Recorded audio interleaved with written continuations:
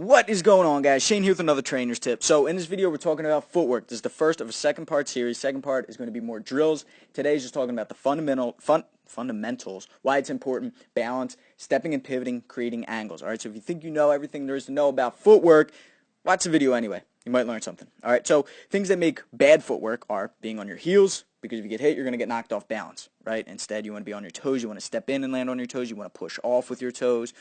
Be not to exaggerate. Your heels still touch the ground, but the pressure is in the balls of your feet. What else makes bad footwork? Too narrow of a stance, all right? Way too narrow there, or way too wide, all right? Way too wide here, all right? Sometimes you'll see Mayweather with a wide stance, but not that wide. That's way too much. Now you're trying to balance on railroad tracks, right? You get hit, or it's just going to take too much energy to move around, so that's no good either, all right? So you want to have that nice stance that's about, what's that? I don't know, 1.5 feet, 2 feet there.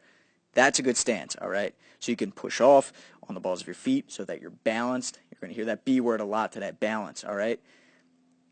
And another bad thing here that I'm demonstrating is people who drag their feet, all right? Slide their feet. Old boxing coach used to say, a blind man to beat you up because you can hear you sliding all over the place. That's wasted energy, guys. That's wasted time. Pick those damn feet up. Get them where they need to be. Really focus. Next time you're shadowboxing, pick your feet up and get it where it needs to go. You'll notice you move a lot quicker. All right, just focus on your feet and toes, getting where they need to go. All right, that was a jab cross. We're going to talk about stepping, how important stepping is, so that you can get on the inside, so you can land your punches. Throw a nice jab cross, right? It looks like a good jab cross. Let's watch it again. Oh yeah, good jab cross. All right. Well, let's say Shane, you're fighting Fred the Green Man over here, right? I don't know why his name's Fred. Just seems like that would be his name. All right. He's standing here. He's got a nice stance. Let's throw that jab cross again against Fred here, Shane. Ready? Up. You missed. It could have been perfect. It was perfect. The form is beautiful, Shane, but you missed him. You blew it. You blew your chance. Why? Because it's too far away. How do you get in? Footwork. All right, so this is what I'm going to do. I'm going to step in on the jab cross. Boom, I punched him right in the throat. Fred the Green Man is now dead because I punched him right in the trachea. All right, so let's break that down. So what I did there is just, and I've talked about this in previous videos, guys, stepping in. I've talked about it, and it makes sense to some people. I'm going to try to describe it in a different way. Before I've said that, imagine you have a string around your wrist to the same side foot, like you're on puppet strings, and the same deal over here, so that when you throw a jab cross, you step in. When you're at full extension of the jab, let's watch it again. Watch, I step in with the jab, and my left foot hits the ground when my jab lands. Boom, and now my right hand will be fully extended when my right foot hits the ground. Watch. Boom, okay? That's a good way of drilling that, just practicing stepping in, jab, cross. Another way of looking at it, let me rewind it again, is a way that Freddie Roach teaches it. You're at this what, 1.5 feet, we'll say. Let's even it out. Let's say it's 2 feet. My feet are 2 feet apart, okay? Let's say I step in with the jab about, I don't know what, it started here, it ended here. It's about 1 foot, okay? Let's say it's about 1 foot, because it kind of went out at an angle, so it looks a little different. Okay, so I moved out 1 foot, and the rear foot started here. The rear foot has to move 1 foot. In order to get back to the original position that we were in, it's got to move 1 foot. Okay, so it's moved about the same distance. Okay, here to here is here to here. So if you move 3 feet with the left foot, you got to move 3 feet with the right foot. If you move out to the right with the right foot, I'm sorry, not 3 feet, 3 inches. You guys get the idea. Let's move forward. Spend too much time on this. We got to move forward. We got to get a little more advanced. All right, so some mistakes I see are people leaning in on the cross, stepping in only on the jab, or leaning in with both punches. Don't lean in, guys. If you got to get in there, you step in. All right, step in, bop, bop, with the jab cross. All right, that's if you're advancing. Say you're going against someone who's moving back a lot, or you got to get on the inside. Boom. This is perfect for that. All right, so creating angles. I hear that all the time. People say it all the time. What exactly does that mean, creating angles? Here, if you're fighting someone head-on, you're probably not even going to get this much of an angle. This is actually pretty decent because you got this space right in here, but it is easy for me to block. I got a good guard. My hands are right there easily. I could just pull my hands over this way.